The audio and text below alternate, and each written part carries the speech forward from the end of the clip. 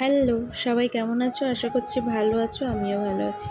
আজকে আমি এখানে রেডি হয়ে গেছি। হ্যাঁ, অবশ্যই তোমাদের সঙ্গে বলবো চলো।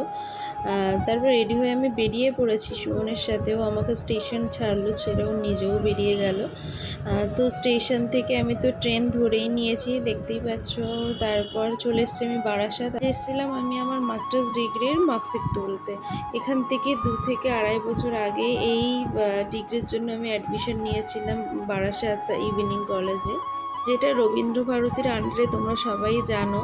আমি অবশ্য আমার গ্র্যাজুয়েশন কমপ্লিট হওয়ার 3 থেকে 4 বছর পর আমি এই ডিগ্রির জন্য অ্যাডমিশন নিয়েছিলাম।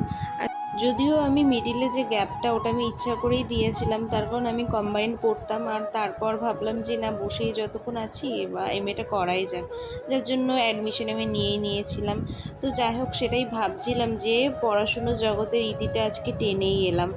আর কোনো পড়াশুনো নেই, আর কিছুই নেই। আগে ছোটোবেলায় ভাবতাম যে কবে শেষ হবে এই পড়াশুনো থেকে, কী করে পালাবো। এখন যখন ফাইনালি সব কমপ্লিট করে বেরিয়ে আসছি, কত মন খারাপ হচ্ছে।